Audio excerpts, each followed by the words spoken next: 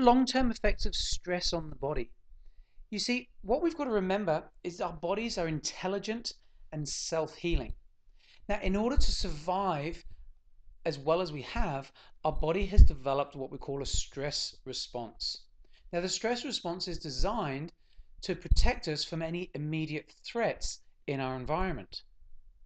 So, what has to happen in order for us to survive such a threat, say, as a snake or a lion, a neighboring tribe? Well, the first thing that has to happen is we have to detect that there's a threat. Whether we see it, hear it, or smell it, we need to know it's there before it attacks us first and threatens our survival. So that signal gets rushed up to the brainstem through the nervous system, and at the brainstem, it triggers all the higher centers in the brain simultaneously. So let's have a look at what happens at each center. Now we have the endocrine center, which sends signals straight down to the adrenals. Now, at the adrenals, we produce adrenaline and catecholamines, and we all know how it feels to have an adrenaline rush. Now, at this site, with the adrenaline and the catecholamines, our blood pressure raises, our heart rate raises, and that's fantastic because it helps to get the blood to the muscles and the parts of the body that we need to be able to fight or run. Cholesterol levels change. We produce more what we call bad cholesterol.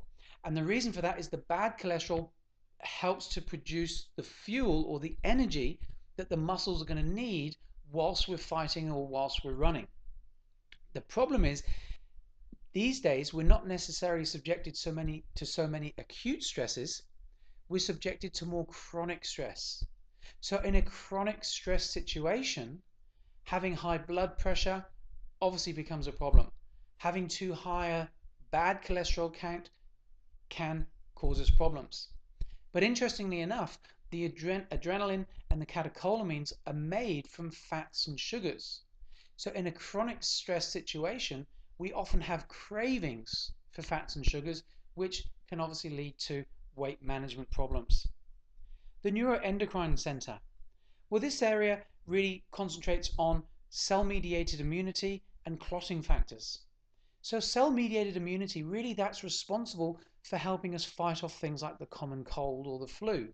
Now, in an acute stress situation, we're not really so worried about a common cold because when we fight a common cold, that can actually consume a lot of energy. That's why when we get a cold or the flu, we feel so run down, we feel so lethargic, we feel so drained.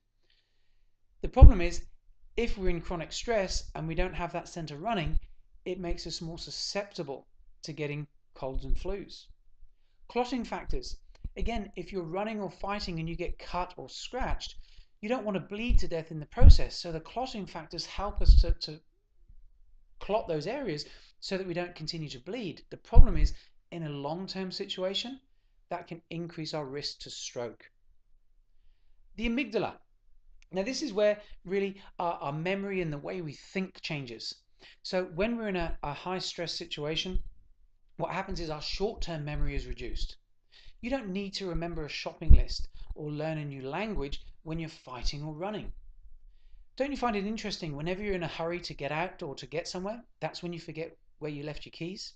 It's because the amygdala has changed the way we think. But also we're often wired. We're looking at our environment, we're looking for escape routes or ways to attack. We're not thinking about being calm or concentrating on what people are saying or listening to new languages. We really want to be able to get out of there. So children with these behavioral disorders, and that you can see them, they're wired. It's because their bodies are in a stress state, and you're not going to sleep well when you're in a stress state. Your body's in fight or flight mode. So if you're not sleeping well, that's another indication of just how much stress your body's under. In the sensory center, again, we need to be very aware of our environment. All the senses are heightened, but in a chronic situation, that can also mean that your sensitivity to pain is increased. That's why everything starts to ache and get sore. And then obviously with the muscles, our muscles are pumped up, they're ready for action. The problem in a chronic state is that can lead to a lot of muscle tension, a lot of muscle stiffness. Because the blood doesn't circulate as well through a tense or taut muscle, that can also lead to cramping and restless legs. But remember, the body is intelligent. So if there's a system that switches on the stress response, there has to be a system in the body that switches it off. And that's where movement or proprioception comes in. Now, proprioceptive nerves are found in all the different parts of the body that move. So as we move the body, it stimulates these proprioceptive nerves, which go up to the brainstem and help to switch the stress signal off. So with chiropractors, what we're concerned with is really getting the body moving as well as it can. Because you see, if you're carrying an old injury or physical stress or tension in a part of the body and you try to exercise or do movement on that area, unfortunately that can actually create more stress.